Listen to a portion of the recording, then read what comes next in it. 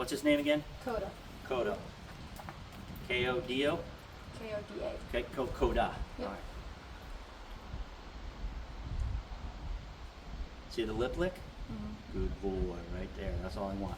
Camera can't see it, but you can see the scratches. Yes. If I didn't bring my grooming kit, I would have clipped the nails. Right? So we're going to go back in. So we're going to do it from the front because he's so wound up. So that I have the cheek grip. And if he lifts if he lifts that left leg up, I can push him that way to make him put that one down. If he lifts the other one up, I can go this way. Right? Good boy. So I can do it from the front now that he's okay with the cheek grip, or at least he's not flinging himself around. Maybe I'll need 2 hands to get him settled. Good. Just a little praise like that, right? So I'm going to touch the head. He's cool with it. Good boy.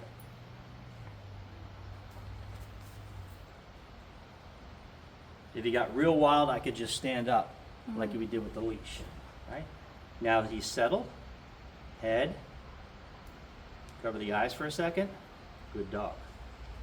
Head, eyes, teeth. Good dog, right? It doesn't have to be perfect. We can build duration later. Good. All right. Eventually, I want to be able to like open his whole mouth and like stick my face in and look. Right. And this is just general handling, but also then, hopefully it never happens, but there may come a day when he gets hurt. That's not the time we want him to learn to hold still. Yes. Right? So he's right in front of me. My next step is I'm going to run my hand down and draw this leg up. And I'm just going to touch each toe and pinch in between each toe. And then I put the leg down. And again, he was like trying to pull it away at the last second. I just pushed him over. So you had to put weight on it. I have the cheek grip in my other hand. If I reach for the paw, he has an opportunity to pull it away. But if I just go down the leg, then he's not going to. And you can't see it on the camera, but there's people walking by.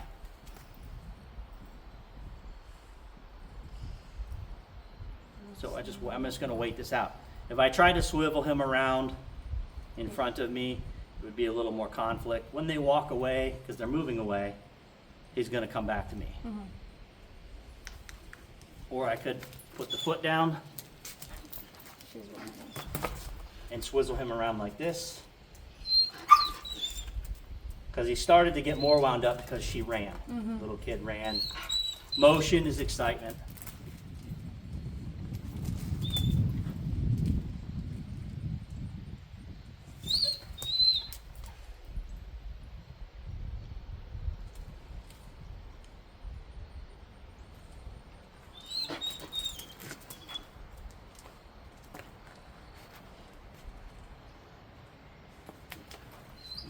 Sometimes we have to regrip.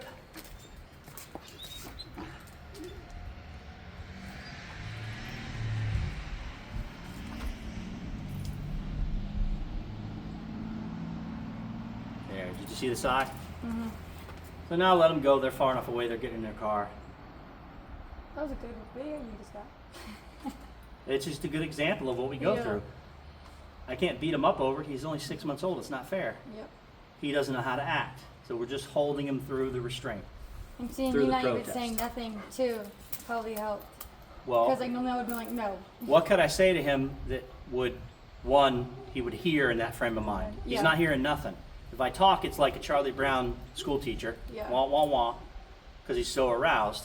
Plus, he doesn't have any words of communication that would get him to stop, Yeah. right? Yeah. If I could say no, stop that, and he goes, oh, all right, then I would say it. Yeah. But until we have that communication, just say nothing. Yeah.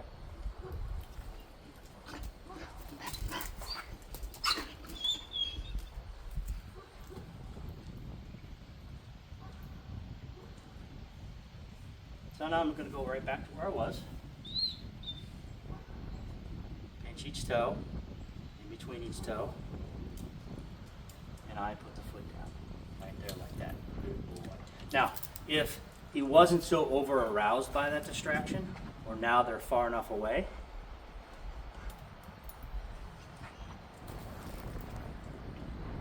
if he wants to sit there and look at it while I do this, I'll use that to my advantage.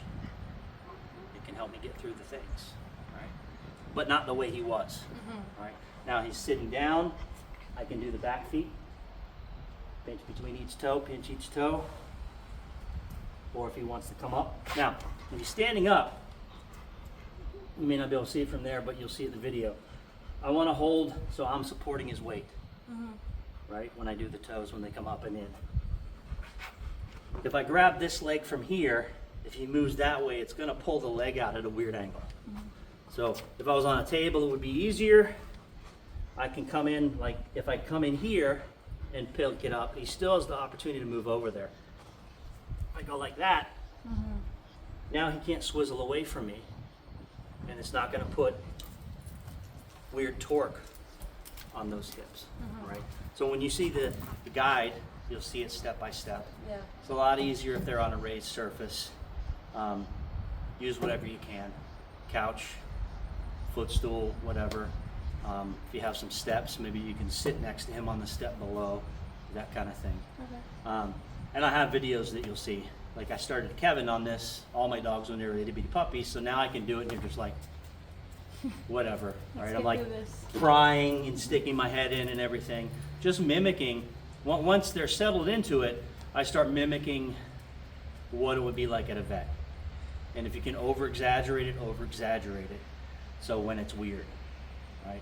So that when we eventually into adulthood, I touch a cheek meat and the dog learns, that means stand still, you're gonna do things.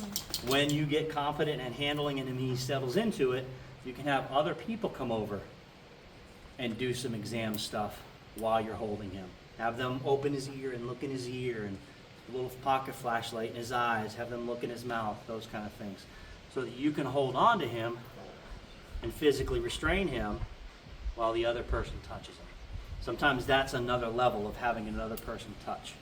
Instead of you going to the vet and they're like, oh, here's Koda, he's a wild one, and they bring 4 vet techs in, and then he just like, whoa, gets even worse and they try to wrestle him. Yeah, because it's sport, yeah. I want this. All right, what do you want to touch? Where do you want to touch? Look in his ears, look in his eyes, right? I had one vet, this was early in my career, and this dog had a pretty big bite history. I could handle her though, and there was an injury just below her eye. And this was a really smart vet, because he saw that I could handle her.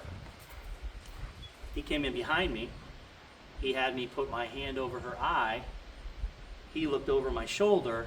I moved it so he could look, so he could see everything. He didn't need to touch it, but he could still get the view without the dog flipping out. Yeah. Right? She didn't have the work that we're going to put on this guy yet. And she came to me as an adult. Oh, dang. So there's a difference. Good boy. I wanted to tell you, one of my coworkers found out that I was like training him or whatever,